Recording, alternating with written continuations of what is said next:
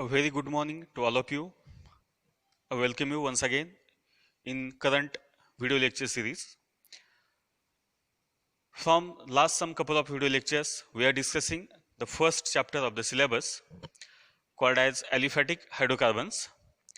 From these aliphatic hydrocarbons, we have already completed one subtopic that is called as the alkanes. Now, after the completion of these alkanes, from today, we are going to start the second subtopic from the same chapter. That subtopic is called as the alkenes. So, we have to study here second subtopic from the same chapter called as the alkenes. Now, first of all, we are interested to study the introduction regarding these alkenes. What is by the alkenes and what are the basic properties of this particular alkenes. So, first of all, if we look towards the definition of these alkenes, what is by alkenes? So, the alkenes can be defined as the aliphatic hydrocarbons containing carbon-carbon double bond. So, these are nothing but the aliphatic hydrocarbons containing carbon-carbon double bond is there. So, we can say that these are the alkenes which are defined as aliphatic hydrocarbons containing carbon-carbon double bond are called as the alkenes. Now, these alkenes have the general molecular formula as CnH2n. CnH2n. So, if we look towards the molecular formula for these alkenes, we can say that these alkenes have 2 hydrogen atom less as compared to alkanes. Why this is so? Because if we look towards the examples of these alkenes, the simple examples of these alkenes are CH2 double bond CH2. This is the first simple example for these alkenes and it is called as ethylene. So, this ethylene is the first simple example for these alkenes. Now, if we compare the molecular formula of this ethylene with that of the ethane, means one is alkane, one is alkene, we can say that due to the presence of one double bond, 2 hydrogen atom are less as compared to corresponding alkanes. So, simple example for these alkenes.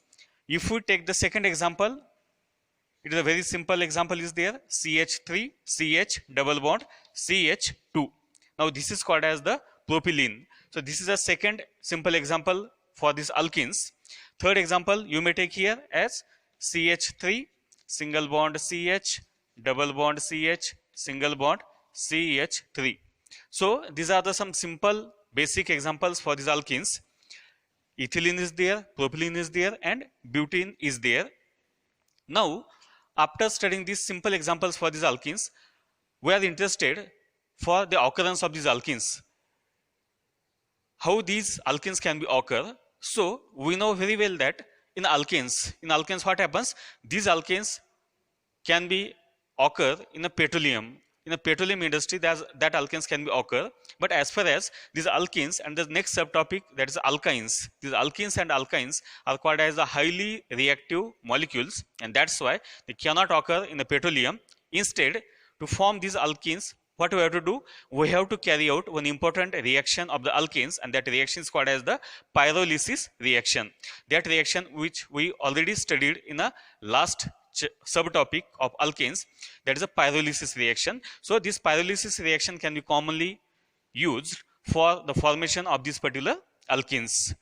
Now, these alkenes are called as the unsaturated hydrocarbons. These alkenes are called as the unsaturated hydrocarbons. These are called as the unsaturated hydrocarbons. Now, what is mean by unsaturated hydrocarbons? If we look towards these simple examples of these alkenes, it is very clear to us that these compounds consist of the carbon-carbon double bond. So, we can say that due to the presence of this carbon-carbon double bond, these alkenes are called as the unsaturated hydrocarbons. On the other hand, the alkanes, in alkanes, only single bond is present, and that's why that alkanes are called as the saturated hydrocarbons. So, this is another important characteristics of these particular alkenes. Nextly, as that of the alkanes, in alkanes we studied one important property that is called as a homologous series. So, in a same way to that of the alkenes, these alkenes also show the homologous series. The homologous series can be again shown by this particular alkenes. For example, if I take into consideration these two simple examples of alkenes, one is the ethylene, second is called as the propylene. If we compare the relative molecular formula of these two compounds, what happens? The difference of CH2 unit is there. The difference of CH2 unit is there between the molecular formula for this ethylene to that of the propylene, and that's why you can say that these two compounds are called as the homologous of each other. Again, in a second step, for example, if I compare molecular formula for this propylene to that of the butylene, again the difference of CH2 unit is there. Then again we can say that these two examples are again called as the homologous of each other, and in this way we can say that this is called as the homologous series for alkenes. So two adjacent compounds in a alkene family get differ by the CH2 unit, so we can say that these alkenes show the homologous series phenomena, and in this way they can form the homologous. So this is the simple introduction regarding these alkenes. What is by alkenes? What is the molecular formula for these alkenes? What is the simple examples for these alkenes? How these alkenes can be occur, and what is the homologous series shown by these particular alkenes? And at the last, one important point is there regarding these alkenes. What is the functional group for these alkenes? What is the functional group for these alkenes, or what is the reactive site of these alkenes? So if we look towards the structure of these alkenes, it is very clear to us that in each and every example of these alkenes, carbon double bond carbon is present, and that's why you can say that the functional group for these alkenes is a carbon double bond carbon, and which is called as the reactive site of the particular alkenes. So this is a simple introduction of this particular alkenes. Now after studying this simple introduction, after studying this particular introduction of these alkenes, now we are interested to study the next important property regarding these alkenes, and that property is called as the isomerism. This is called as the isomerism of these alkenes. This is the isomerism of these alkenes. Now we know very well what is by isomerism. So in a short we can say that isomerism is a phenomena in which compounds have the same molecular formula but differ by the structural formula. So that phenomena is called as isomerism, and that compounds are called as the isomers. Now in this case alkenes, what happens if I take some simple examples of these alkenes? For example, if I take the first simple example of these alkenes, again ethylene is there, CH2 double bond CH2 with the molecular formula C2H4. Now if we want to study whether this compound show isomerism or not, so firstly we draw this simple structure CH2 double bond CH2. Now we have to consider whether another structure is possible or not for this particular molecular formula. So we can say that there is no any another structure possible for this molecular formula C2H4. So we can say that this ethylene molecule cannot show the isomerism. Now if I take the second example, that second example is CH3 single bond CH double bond CH2. This is called as a propylene compound. So in this propylene, what happens? Again, if you want to write the another possible structure, so it is not possible for this compound. Again we can say that isomerism is not shown by this particular propylene molecule. Now third example, if I take here CH3 single bond CH double bond CH single bond CH3. This is a third example for these alkenes called as the 2-butene in this case. Now if we want to draw the possible structures for this particular butene, what happens? You may draw here more than 2 structures for this butene. Now what are that structures that we have to draw now? So first of all, this is a butene molecule is there with molecular formula C4H8. So what are the possible structures? First possible structure we already draw here. I again draw here CH3CH double bond CH single bond CH3. This is the first possible structure for this particular butene molecule, and this is called as the 2-butene. This is one of the possible structure. Now what is the another possible structure? So another possible structure is CH2 double bond CH single bond CH2 single bond CH3. This is another possible structure for the butene. And what is the difference between first compound and second compound? The difference is in the position of carbon-carbon double bond. This is the position of carbon-carbon double bond. In the first example, the position of carbon-carbon double bond is in between the carbon number 2 to the carbon number 3. But in the second case, it is in between carbon number 1 to the carbon number 2. So we can say that these are called as isomers of each other, and this is the second possible structure for butene molecule. Now again third, what is the possible structure for this butene molecule? So the third possible structure is CH3 single bond C double bond CH2 single bond CH3. This is a third possible structure for this butene molecule, and this is called as the isobutene. This is the isobutene is there. So we can say that these three structures are possible for this butene. One is the 2-butene, second is the 1-butene, and third is called as the isobutene. Now, if we take into consideration some experimental consideration or experimental results, if we take into consideration that experimental results, what happens? According to experimental results, these butene molecule can show 4 different isomers. They show the 4 different isomers, and all these 4 different isomers have different melting point and boiling points and different another physical properties. So we can say that now only we draw here only 3 possible isomers. Now what is the fourth? What is the fourth possible isomer for this butene molecule? And for this purpose, what we have to consider here? We have to consider this first isomer of this butene, that is nothing but the 2-butene. So this 2-butene may be written in a 2 different forms. Now what are that forms? So first of all, if I draw here CH3 single bond C double bond C single bond H single bond CH3 single bond H. This is the first possible isomer for the molecular formula C4H8, and this is called as the, again this is the 2-butene is there. This is one of the possible arrangement. Secondly, you may draw the same molecule as CH3 single bond C double bond C single bond H single bond H and single bond CH3. Now this is a second possible arrangement for the same molecule 2-butene. Now we have to look towards what is the difference. What is the difference between these 2 forms of the 2-butene? So if we look towards now the structure carefully, it is very clear to us that in the first isomer, what happens? The similar groups are, this one methyl is there, this one second methyl is there, and this hydrogen is there, and second hydrogen is there. So if we compare their relative position, what happens? The similar groups are present on the same side of the double bond. These 2 methyl are on the same side, these 2 hydrogens are the same side on a double bond. So such a type of arrangement, if it is there, then that particular isomer is called as the cis isomer. It is called as the cis isomer, and specifically it is called as the cis-2-butene. This is called as the cis-2-butene. So the name of this compound is the cis-2-butene. Now in the second isomer, what is there? The 2 similar groups.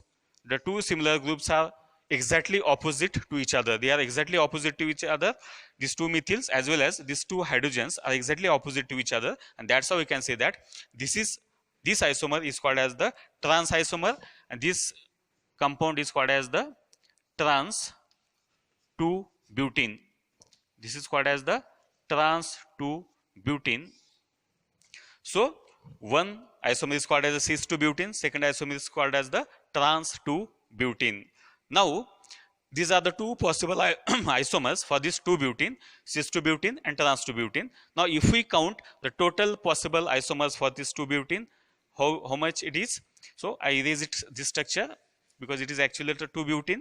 So first possible isomer is a 1-butene, second is called as the isobutene, third is called as the cis-2-butene, and fourth is called as the trans 2-butene. So if I count all these isomers, it comes out to be 4 isomers. So at the last we can say that 4 different isomers are possible for this particular butene molecule, and these all are called as isomers of each other, and this is called as the isomerism phenomena. Now if I consider only these 2 isomers, cis-2-butene and trans 2-butene, if I consider these isomers, what happens? In this case, two terms are there. One is the cis, second is called as the trans. Now what is the meaning of this cis and trans? So first is a cis. This cis is there, and second word or suffix is a trans is there. So cis is a Latin word. Cis is a Latin word. Cis stands for on a same side. Cis stands for on same side, while this trans stands for on opposite. On opposite. So these are the Latin words. It means cis on the same side and trans mean on the opposite side. So depending upon that, two types of isomers is there: cis isomerism and trans isomerism. Now, after studying these two simple isomers, cis and trans, if we want to now convert one isomer into the another isomer, for example, if you want to interested to convert cis into trans or trans into cis, so whether it is possible or not, that you have to consider now. So if we look towards the energy barrier, for the conversion of one isomer into the another isomer, it requires a very high amount of energy. And why this is so? Because the rotation around this carbon double bond carbon, is called as the hindered rotation. It's called as the hindered, or it is called as the restricted. It is called as the restricted or hindered rotation. It is called as restricted or hindered rotation. And why this is so? Because the strength of this carbon double bond carbon is very high due to the high character of S, or due to the more S character, the strength of this carbon double bond is more, and that's why this bond is a very strong, and that's why it requires very high amount of energy to rotate it. That's why this is called as the restricted or hindered rotation, and due to which what happens, you cannot normally convert one isomer into the another isomer, and that's why due to this situation, this type of isomerism is called as one specific term, and that specific term is called as the, this type of isomerism is called as the geometrical isomerism. This is called as the geometrical isomerism. This is called as the geometrical isomerism. Now, what is by geometrical isomerism? The alkenes in which, due to the restricted or hindered rotation around the carbon-carbon double bond, it forms some isomers, and that isomers are called as the geometrical isomers, and that phenomena is called as the geometrical isomerism. So these geometrical isomerism involves the two types of isomers. One isomer is a cis isomer, and second isomer is a trans isomer. So this is a very important property shown by the alkenes called as the geometrical isomerism, in which, due to the restricted or hindered rotation around the carbon-carbon double bond, two different type of arrangement is there across the carbon-carbon double bond. If in a one arrangement similar groups are present on the same side, then it is called as a cis isomer, and if in the second case similar groups are present on the opposite side, it is called as the trans isomer. So we can say that this isomerism or geometrical isomerism phenomena can be shown by some alkenes, not by the some initial alkenes. First is the ethylene, second is the propylene. So in this case only one type of isomer is there, but for this 2-butene specially, this 2-butene can show the these two different type of isomers. One is a cis, second is called as a trans, third is a 1-butene, and fourth is called as isobutene. So 4 isomers can be shown by this particular butene molecule. So in the current video lectures we discuss we start the second subtopic from the first chapter called as alkenes, in which we studied the simple introduction regarding these alkenes, and in the second part we can discuss or we can study the isomerism phenomena shown by the alkenes, in which especially we can study the geometrical isomerism. So with this I conclude this today's video lecture. In the upcoming video lecture we are going to study the next important topics from the same chapter called as the alkenes. With this I stop here. Thank you so much.